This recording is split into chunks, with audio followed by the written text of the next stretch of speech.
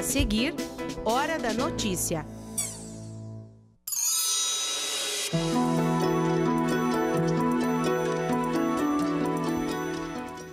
A proposta apresentada na Câmara de Vereadores de Passo Fundo para mudar a lei que rege a abertura do comércio na cidade.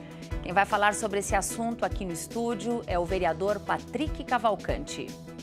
A janela partidária é o assunto do quadro Fatos Políticos desta quinta-feira, apresentado pela jornalista Zulmara Colucci. A fragilidade das metas do Plano Nacional da Educação é uma das discussões do 5º Seminário Regional da Associação Nacional de Políticas e Administração da Educação, que está acontecendo em Passo Fundo, na UPF. E a gente mostra também um espaço que estava abandonado e que foi transformado em área comunitária pelos moradores da Coab 2 de Passo Fundo. E ainda a UPF renova o apoio à atleta Karen Bruneto. Hoje é quinta, 12 de abril, é hora da notícia.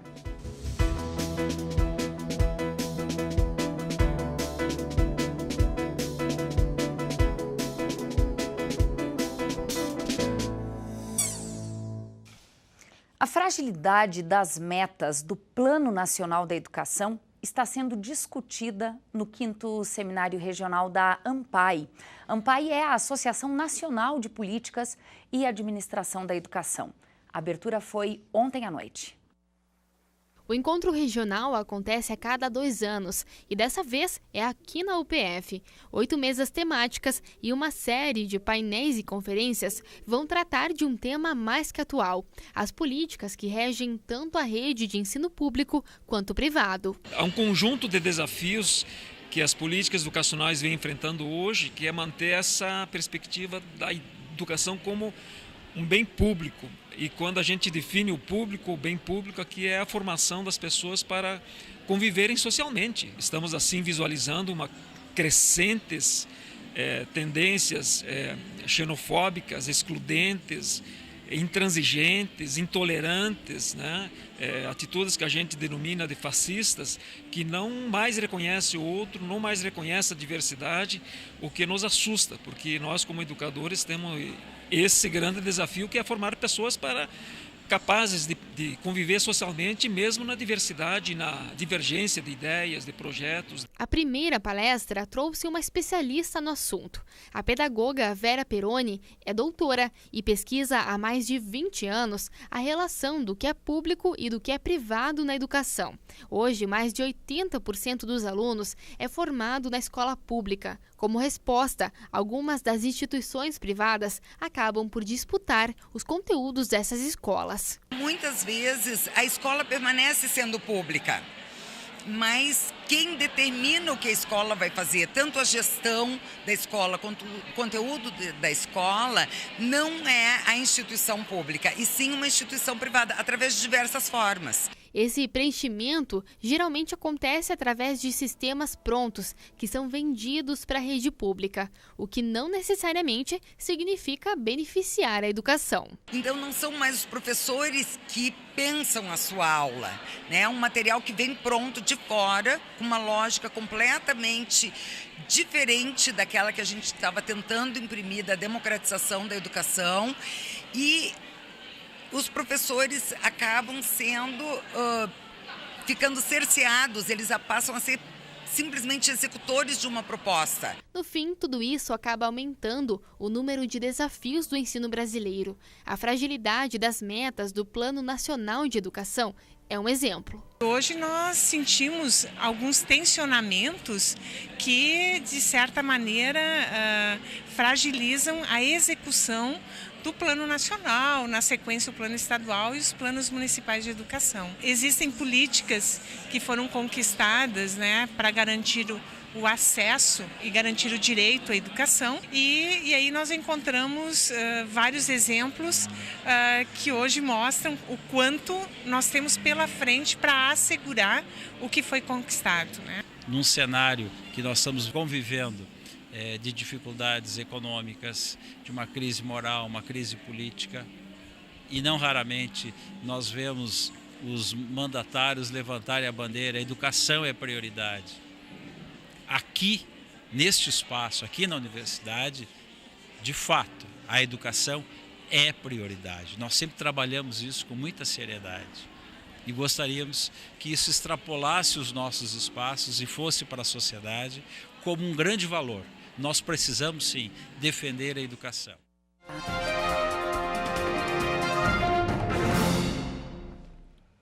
E sobre política, quem nos traz informações é a jornalista Zumara Colucci no quadro Fatos Políticos. Zumara. A janela partidária encerrou no último sábado, pela qual deputados estaduais e federais poderiam trocar de partido para concorrer nas eleições deste ano. Também encerrou o prazo para a filiação partidária daqueles que querem disputar as eleições deste ano e não tinham nenhum partido. Pelo menos 80 parlamentares federais aproveitaram este período e mudaram de sigla. Segundo um levantamento parcial, o MDB foi o partido que mais perdeu deputados durante o período. Foram pelo menos 16 desfiliações do partido do presidente Michel Temer. O PSB perdeu 10 parlamentares e ganhou a filiação do ministro aposentado do Supremo Tribunal Federal, Joaquim Barbosa, que poderá ser candidato do partido à presidência da República. O Solidariedade foi o terceiro com mais perdas, foram 6 ao todo. Por outro lado, o DEM, partido que é filiado ao presidente da Câmara, Rodrigo Maia, foi reforçado por 14 deputados. O PSL, para o qual migrou o pré-candidato ao Planalto, Jair Bolsonaro, recebeu filiação de 8 parlamentares. E o PR se filiaram 7 deputados. Os partidos têm agora até esta sexta-feira, dia 13, para comunicar os novos membros à Justiça Eleitoral. A lista com todos os filiados em cada partido deverá ser divulgada apenas pelo Tribunal Superior Eleitoral no dia 18 deste mês. E a outra data importante, só que para os eleitores, é 9 de maio. Neste dia, encerra o prazo para alterar dados cadastrais ou fazer a transferência do domicílio eleitoral. Obrigada, Zumara, pelas informações. E desde segunda-feira nós estamos tratando do impasse existente entre Comerciários e a Havan, empresa que pretende instalar a sua mega loja em Passo Fundo. O objetivo aqui é ouvir os envolvidos nesta negociação. E hoje a gente recebe no Hora da Notícia o vereador Patrick Cavalcante, do Democratas, porque ele vai explicar para a gente agora a proposta apresentada esta semana para que haja uma mudança na lei que rege a abertura do comércio em Passo Fundo. Vereador, seja bem-vindo ao PFTV. Obrigada por aceitar o nosso convite. E a gente quer começar entendendo o que, de fato, você, enquanto vereador, está propondo para o debate. Olá, Thaís. Quero te saudar os nossos telespectadores aqui também. Dizer que, com o advento agora do anúncio da empresa de Santa Catarina, de Brusque, a Havan, vindo para o município de Passo Fundo, fomentou um debate muito sobre a questão da legislação local nossa, que trata sobre o tema do comércio. A lei que trata desse tema, ela é uma lei antiga, de 1964, ela sofreu uma emenda em 94 e a última emenda dela, que está em vigência, foi em 2000. Dessa lei de 2000, ela sofreu uma ação direta de constitucionalidade no seu parágrafo 2º, onde ela trata que os acordos e convenções coletivas são inconstitucionais. Somente, então, ela para no ponto onde ela tem a questão de se horários são livres, discutido. Nós tivemos no ano passado a reforma trabalhista, que trouxe uma modernidade, trouxe o advento também de um diálogo mais próximo com o empregador e o empregado e também as convenções coletivas e acordos tendo um poder maior sobre as leis que estão postas hoje, federal, estadual e municipal. Então nós queremos trazer, e a proposta nossa é fazer uma adequação e também uma modernidade na legislação local e municipal. Nós estamos propondo, como disse a empresa Havan para vir para Passo Fundo, que nós temos 7 feriados nacionais. Dos 7, eles querem fechar somente 3, que é Natal, Ano Novo e o Dia do Trabalhador. Nós temos uma adequação à nossa legislação, fazendo esse tema, olhando para a geração de emprego e renda, mas também respeitando o descanso do trabalhador e também respeitando o diálogo também do descanso e também dos direitos que a CLT dá ao trabalhador. Vereador, há então, só sintetizando, um desencontro entre a lei em Passo Fundo, que a última alteração é de 18 anos atrás, no ano de 2000, em que diz que o horário do comércio é livre. O último acordo coletivo, a última convenção coletiva, prevê 7 domingos e feriados. O que se busca agora é um ajuste, que seria feito com qual medida? De quantos dias estamos falando? Destes 3? Nós queremos dizer assim, aqui o encaminhamento da nossa lei, da nossa proposta da Câmara de Vereadores, nada interfere no acordo firmado entre a AVAN e o sindicato. Nós queremos regulamentar, dar uma segurança jurídica também aos empresários que aqui já estão postados e os que querem investir em Passo Fundo, porque hoje não há essa segurança jurídica. Nós queremos trazer essa tranquilidade e o mais importante que nós vimos com os colegas vereadores foi fomentar o debate com a sociedade. Eu acho que o debate está à flor da pele, todo mundo vem debatendo, os órgãos de empresa têm colocado em pauta essa questão e eu acho que o objetivo nosso está correto. Eu acho que nós vamos chegar a um denominador comum junto com a empresa AVAN, com o Sindilose, o Sincogênesis e também a Câmara de Vereadores, o Executivo. Eu vi que a emissora aqui fez um debate muito amplo, quero parabenizar isso. Eu acho que isso é fomentar o desenvolvimento da cidade. Ampliar o debate olhando a geração de emprego e renda, mas também olhando o direito dos trabalhadores. Na sua visão, fixar em 3 seria o suficiente para que houvesse o acordo e também para a realidade da cidade? Eu acho que sim, acho que seria uma boa proposta. Não quer dizer que essa proposta ela vai ser aprovada, ela pode passar por emendas dos colegas vereadores, pode passar por uma audiência pública debatendo isso com a comunidade. E nós queremos isso, então, que a população de Passo Fundo possa se manifestar. Eu acho que esse é o papel fundamental da Câmara de Vereadores. Não é eu estar sentado no meu gabinete e fazer uma legislação, uma lei, achando que é o bem melhor para a cidade. Nós queremos, então, fazer uma audiência pública e debater com a sociedade passofundense o que é melhor para a cidade. Bom, a proposta está sendo construída pela Câmara de Vereadores a partir de um protagonismo seu e, se aprovada, ela pode exercer alguma influência lá no dia do acordo coletivo, da convenção, o que deve ocorrer ainda em abril? Eu acho que sim, porque nós temos, eu quero trazer um dado que tive hoje pela manhã no Cine. Passo Fundo, nós temos 6 mil desempregados hoje. São 6 famílias que precisam estar trabalhando. A vinda da AVAN, de outras empresas, é necessário para que a gente possa diminuir esse índice de desemprego na cidade, mas, como eu disse, respeitando a questão e o direito, o descanso e também a remuneração desse trabalhador. Com essa segurança jurídica, nós discutindo isso na Câmara de Vereadores, nós vamos dar a garantia para que a empresa AVAN, como ela está dizendo, eu quero 3 feriados. Então, nós vamos garantir os 3 feriados. Os outros feriados serão feitos em acordos coletivos com a classe patronal, que pode ser o 7, como está hoje, ou nenhum, entendeu? Aí é um acordo que vai ter entre a classe patronal, os trabalhadores e o sindicato. Não quer dizer que a lei vai barrar, a lei é um indicativo, mas se houver um acordo coletivo como nós temos hoje, a lei de 2000 diz que é livre, mas o acordo coletivo, ela, como tu disse no início, ela sobrepõe. Nós temos 7 feriados parados. Então, nós temos que tentar chegar a um denominador que a gente não precisa ficar essa discussão entre a classe patronal, o trabalhador e o sindicato. Se nós der essa segurança jurídica, nós vamos andar em harmonia com todos os órgãos. Vereador, só para concluir, a partir do projeto aprovado na Câmara de Vereadores, é preciso que o Executivo sancione para que haja essa alteração, para se transformar em lei. Na sua visão, é possível que isso aconteça? É provável? Eu acho que sim. A ideia nossa, então, é ter um apoio e assinatura de diversos colegas vereadores do projeto de lei.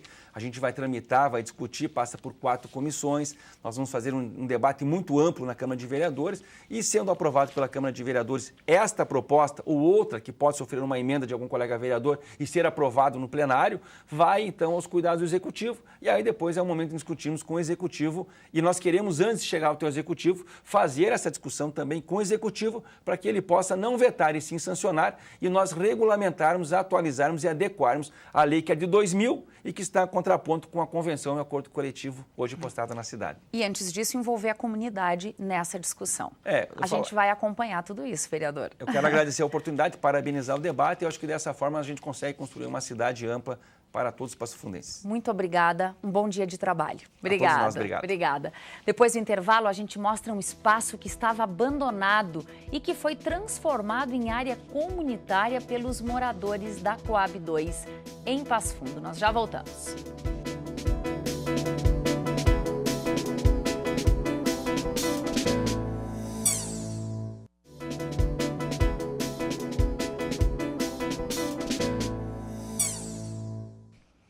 O tempo deve mudar a partir de amanhã e o fim de semana deve ser de chuva. Confira na previsão.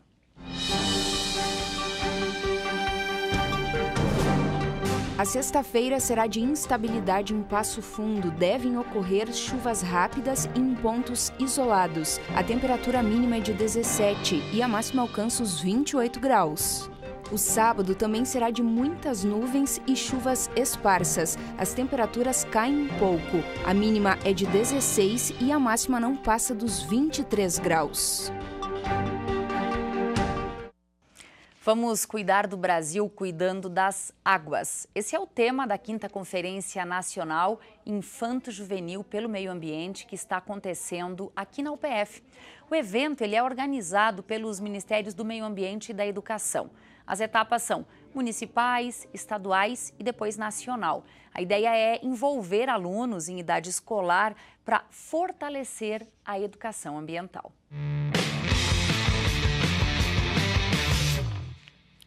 De 25 competições no ano passado, ela em todas subiu ao pódio. Karen Bruneto, atleta que representa a região, vai continuar contando com o apoio da UPF. O convênio foi renovado. Karen é formada em licenciatura em Educação Física pela UPF e está prestes a se graduar em bacharelado para também se tornar pela UPF educadora física. Ela corre há 3 anos e vai para o 2º ano de parceria com a Universidade de Passo Fundo. Esse ano ainda a gente não tem um calendário formado ainda de provas, porque as provas elas podem mudar e surgir novas datas, mas a questão da renovação é algo muito gratificante. É um reconhecimento não só da universidade, mas também da comunidade de Passo Fundo. E eu fico muito feliz com esse reconhecimento que veio do ano passado para esse ano renovar novamente. A especialidade da guria são as provas de 5 e 10 mil metros, com uma rotina de treinos de musculação 2 vezes por semana e corridas de terça a domingo. Karen se prepara agora para as provas de pista no atletismo. A corredora em 2018 deseja melhorar o seu índice nos 5 mil metros. A continuidade da parceria foi assinada na reitoria da UPF, com a presença da supervisora de Marketing Direto e Planejamento, Bibiana Formariz Rodigueiro, e o reitor, professor José Carlos Carles de Souza. Mais uma atleta vitoriosa, apoiada pela Universidade de Passo Fundo, e com muita alegria estamos renovando esta parceria que temos, né, na expectativa de que ela ainda vai dar muitas alegrias para toda a comunidade passofundense que aplaude e apoia as iniciativas dela.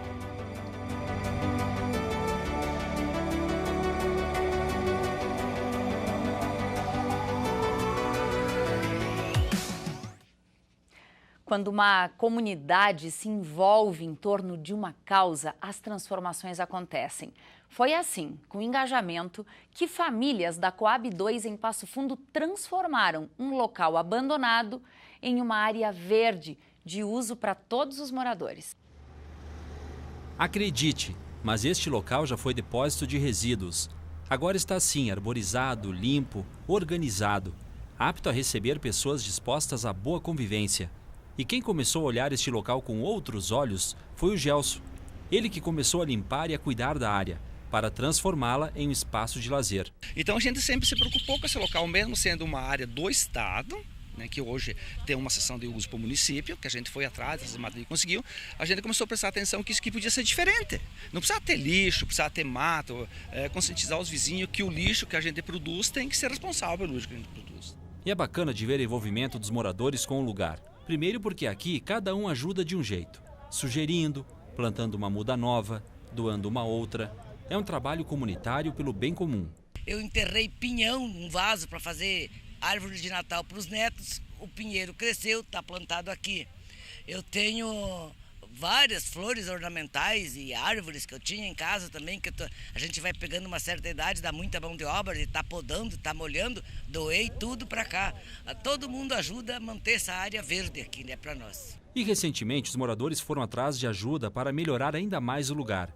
Sabendo da proposta do município em expandir os parques lineares para outras áreas da cidade, o grupo foi pedir auxílio ao Legislativo. O movimento que a Prefeitura e nós fizemos foi para a cessão de uso para a Prefeitura com posterior doação. Então esse documento já está feito, já foi publicado no Diário Oficial, a Prefeitura já pode fazer os investimentos necessários. O primeiro projeto é a Academia ao Ar Livre, que já está para ser instalado, seguindo então a médio prazo o projeto para o Parque Linear, aí sim com caminhódromo, com ciclovia, com alguns equipamentos comunitários para esporte e lazer. Na área verde tem desde araucárias até palmeira. São mais de 10 tipos diferentes de árvores.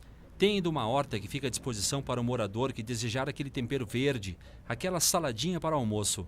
E nos finais de semana e datas festivas, a churrasqueira é compartilhada com todos. Isso aqui para nós é uma área de lazer que não tem preço, por causa que os que moram aqui de frente, nos domingos o churrasco corre solto. E o chimarrão, e cantamos, até cantar a gente canta.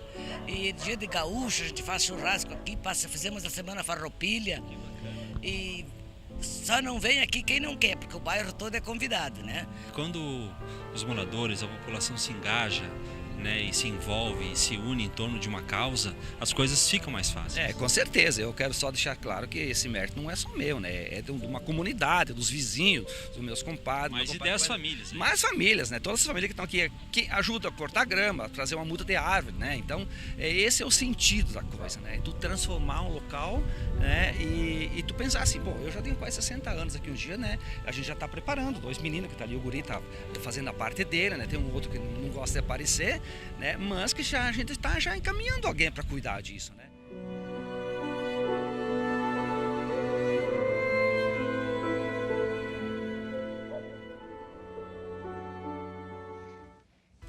Hoje nós ficamos por aqui. O Hora da Notícia tem 2 reapresentações à noite, às 7h30 e às 10h30. A gente volta amanhã ao vivo, ao 12h30, com novas informações. Obrigada pela sua companhia e até lá.